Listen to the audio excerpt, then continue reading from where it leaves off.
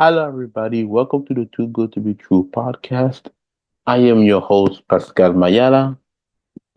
Today we got some little subject to talk about, such as the game one of the WNBA finals between the Lynx and the Liberty.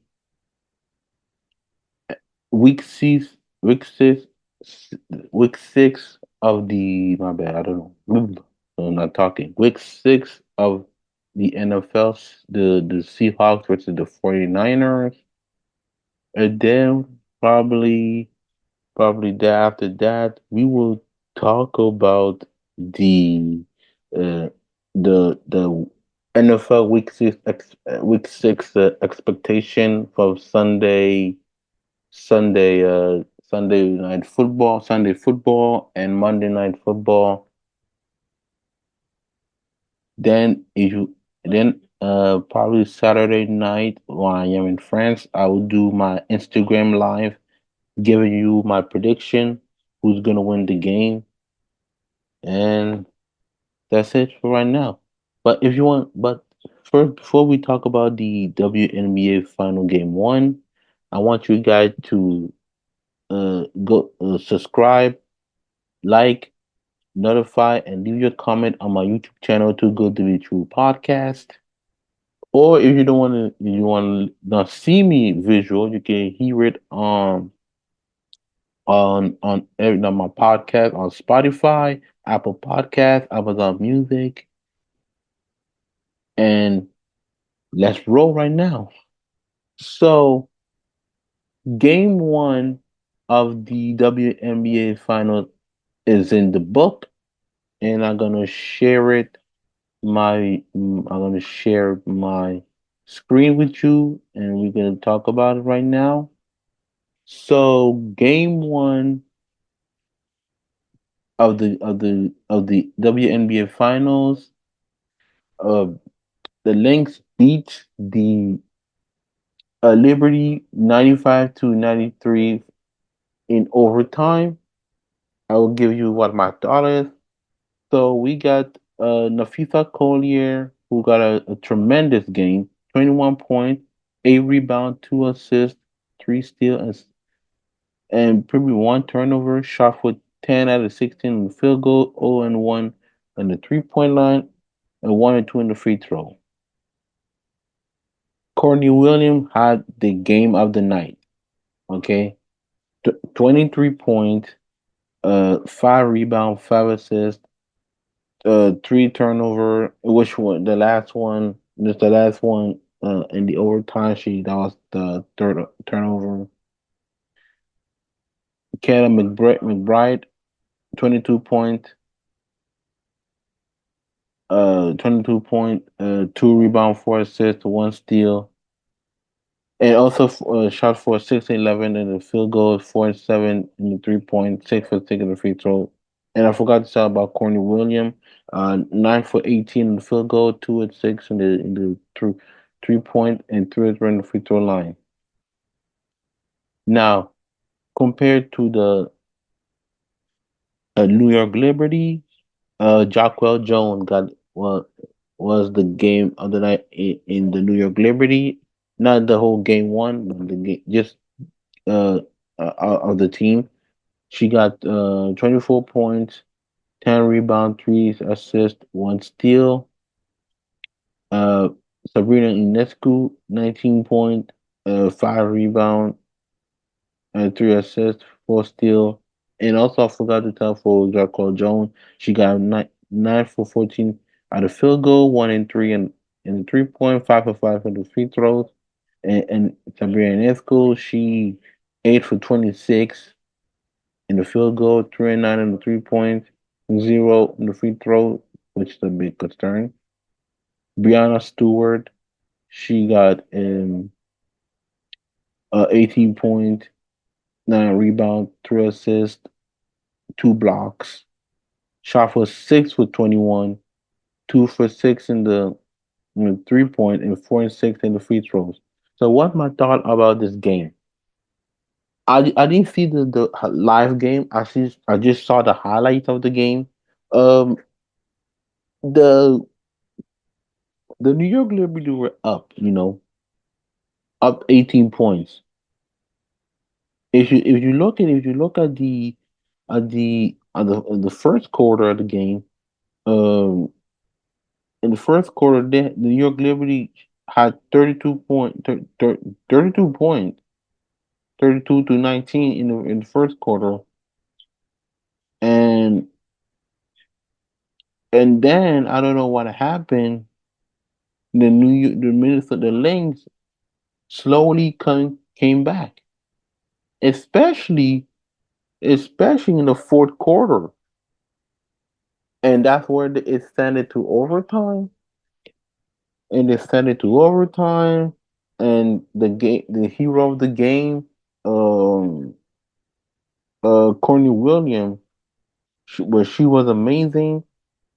And also, she almost lost the game because she pretty much did made a turnover, and I believe it was Brianna Stewart made the layup, and at the final minute of the overtime, and Brianna Stewart missed the layup, and they lost the game one. And I don't know if it is Minnesota come back from an 18 points or the New York Liberty choke. I believe if the New York Liberty choked that game, they just pretty much gave it away that game. And to me, the most disappointed, even though she had a good game, Sabrina Ionescu, she's eight, like I said earlier, 8 for 26 in the field goal. That's not good for game one. So to me, I think game one for her, that was a wake up call for her because she's the shooter. She needs to shoot. And also for Brianna Stewart, I mean, 6 for 21 field goal, that's not good at all. If the New York Liberty wants to win a championship, Brianna Stewart and Sabrina Ionescu, even Jocko Jones a little bit, Jocko Jones, they need to step up in game two. Also for the bench, I mean, the bench was non-existent in this game. I know Vanderstoel, and she's getting older, but I know I know she's a champion. Same thing with Brianna Stewart, but the bench need to step up. In the case for the Lynx, I mean, like I said, even though I said that Courtney Williams was the game of the night, but I mean, three turnovers and she almost lost the game. She almost lost the game for the Lynx. So I'm glad that Brianna Stewart just missed the layup. That means game two they need to do exactly the same thing. So to me, game two is gonna be for them the most important thing. So just I know game two I didn't give the preview, but I will give you a little bit of preview of game two to me. I just gave you a little just to give it away to game two. So for game two, New York Delivery need to step up. That's very important, especially for Sabrina Ionescu and Brianna Stewart. The bench also need to step up for the Lynx. Keep the same energy. So, but also Courtney Williams should not make such a lot of turnover for that. That is my opinion on that. Opinion on that. Now, just before we go to the NFL, we just have news that next year the WNBA player format will be a little bit different. Uh, it would be a little bit different that the the and the commissioner of the WNBA said that instead of have the best of seven, which they will remove it, it's gonna be a one format for the first round, and expand, and they're gonna expand for 40 game to 44 game. So I think that is a great thing for just to expand to 40 to 44 game. But for the first round playoff, I wanted to see if it's gonna be good. So I'm not the one who's gonna judge until I see it. If it works, it works. If it doesn't work, they can go back. So to me, uh, um, uh, it will be a very a weird test. Moving on from the WNBA, let's go to the NFL. What happened in Thursday Night Football with the Seahawks and the 49ers? Uh, I want to congratulations to the 49ers. They're 3-3. Same thing for the Seahawks with a loss 3-3. So Brock Purdy had 255 yards, three touchdowns, zero sacks, zero interception compared to Geno Smith, one had 312 yards, um, one touchdown and two interception. He got sacked one out of the six time for the 49ers rushing yard. Uh, Isaac Guerrero had 10 carries and 99 yards and 76 long. He has to be in the rushing for the compared to the Seahawk rushing. Kenneth Walker the third, 32 yard, one touchdown. Everything is in combined with 52 yards in the team total in rushing. For the 49ers, like a total of what 228 yards, which pretty much we know that. I'm pretty much shocked. For the receiving game, Debo Samuel 102 yard, three reception to 102 yard, one touchdown, and five he got targeted five times. George Kittle, who was pretty much banged out, got 58 yard, two touchdown. Brandon Ayuk 37 yard. And compared to the Seattle Seahawks, Tyler Lockett 65 yard, one touchdown. DK Metcalf 48 yard, no touchdown. A total of 12 yard for the Seahawks compared to the 49er 255 yard. And what can I say about this game? I'm not going to talk about the defense. The defense were on the 49er were fantastic compared compared to the 40 the Seahawks. So to me, what did I thought of my game? Yes, the 49ers are a superior team over the Seahawks. But you need to explain me and for the Seahawks. I know they had a new coach, and I know they had a lot of really changed personnel on the team. But what I don't understand is the offensive linemen who try to protect the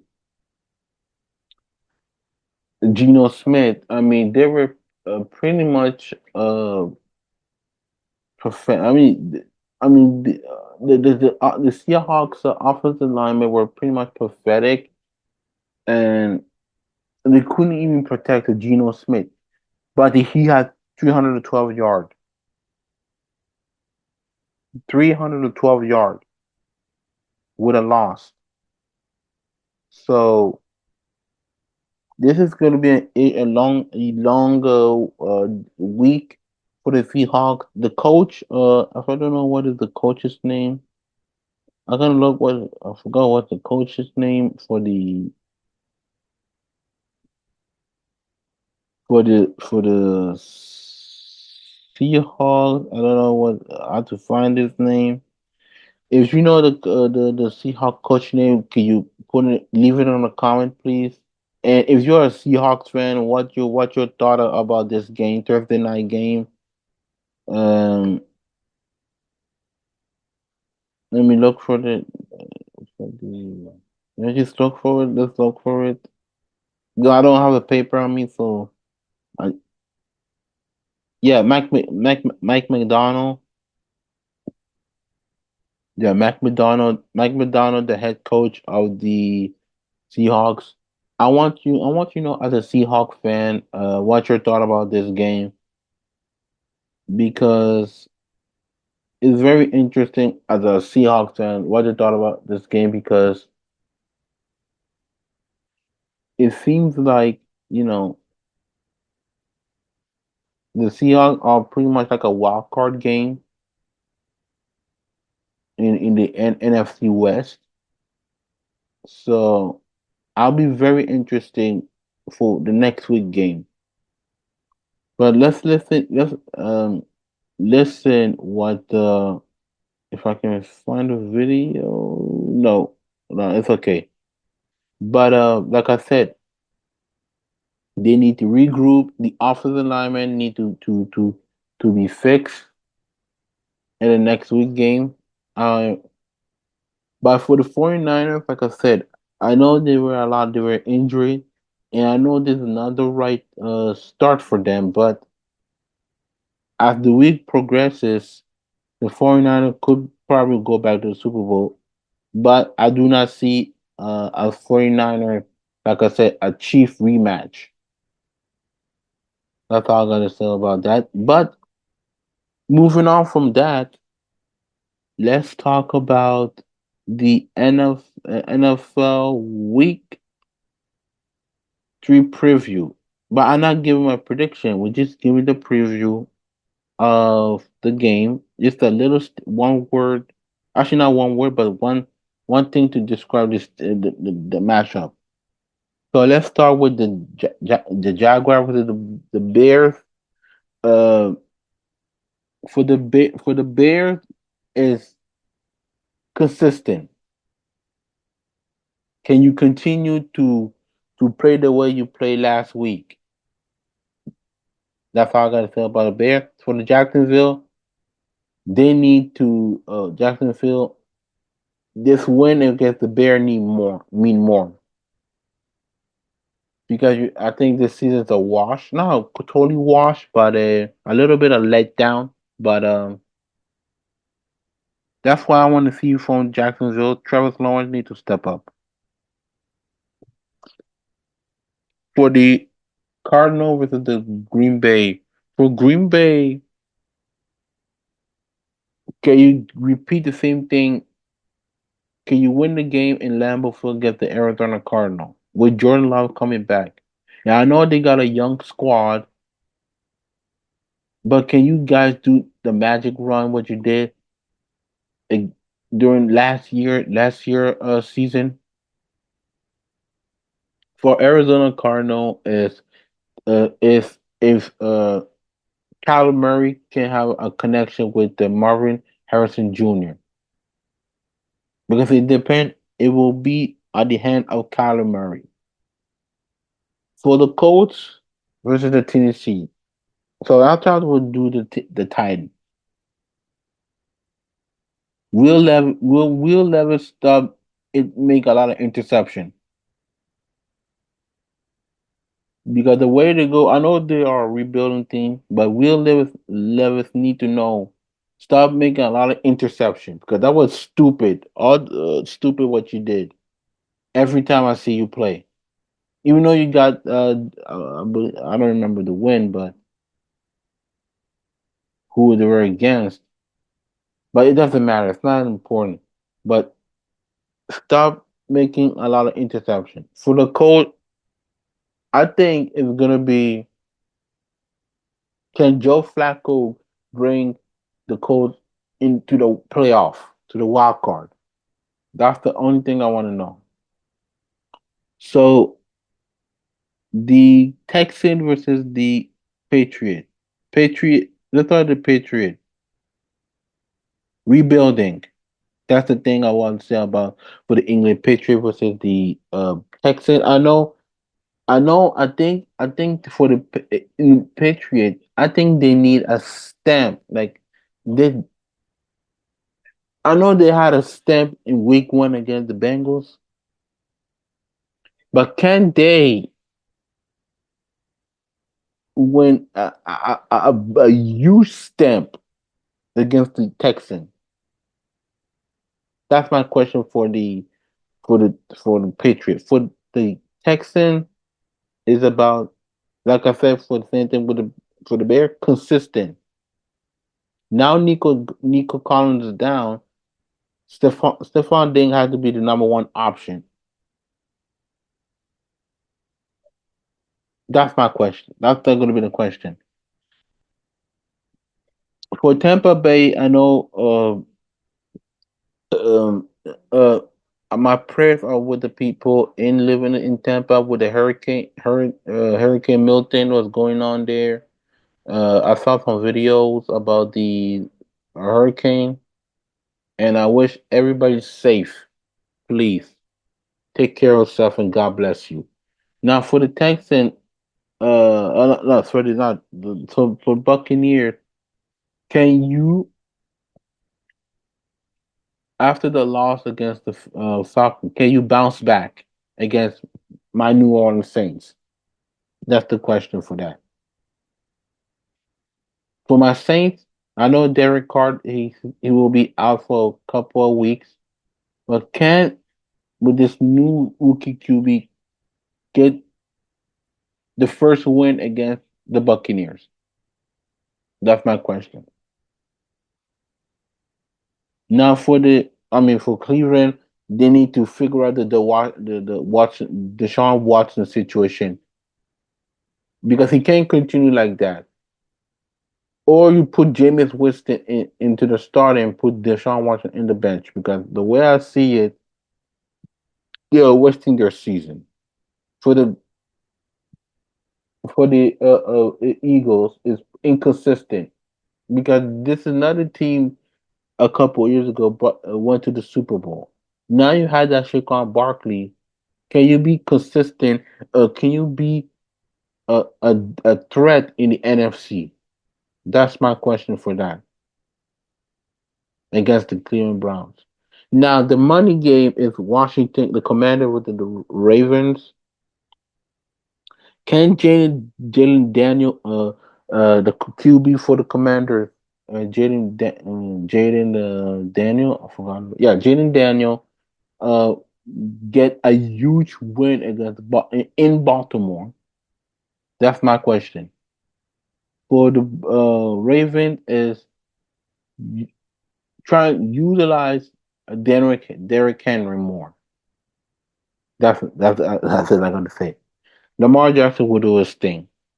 So next is the the also the AFC rivalry.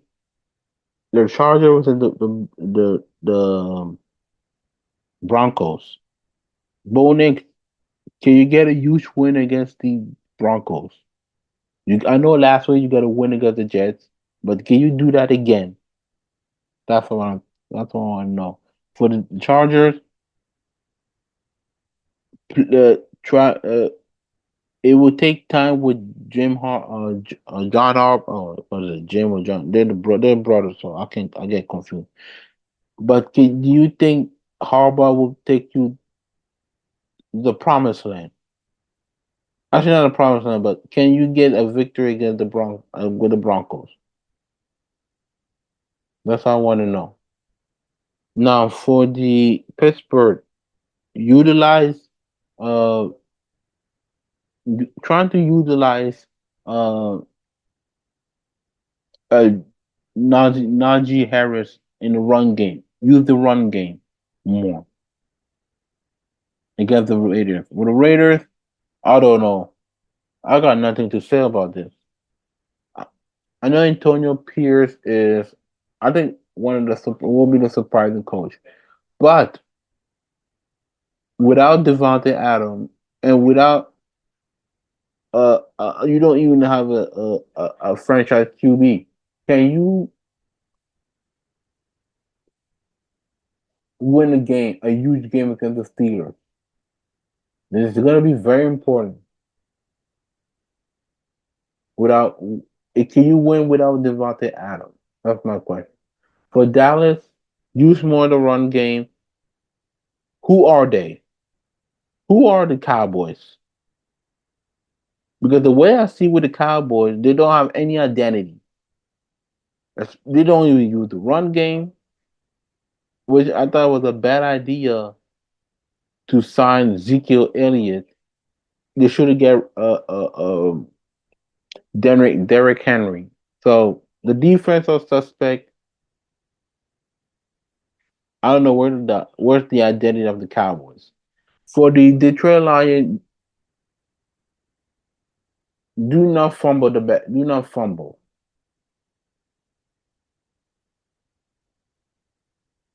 That's what I say for the Lions. And also go back to the Cowboys a little bit. I thought something in my mind. Now remember when I said don't use the run game? Don't lose the game in Detroit versus Detroit in your home stadium again. Because what happened against my Saints, that was an embarrassing. So that's what I'm saying for the Cowboys. For the Falcons,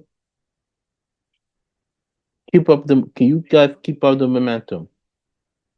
For the Carolina Panthers, can Andy Dalton give you another win? Now for next game. For the Bengals, can Joe Burrow bring a victory against the New York Giants? And for the Giants, will Malik Neighbor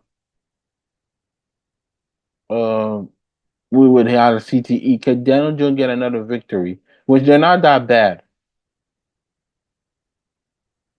I gotta admit that. They're not that bad.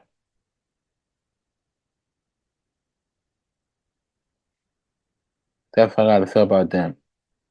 Now for the Monday night football. The Bills, after you lost to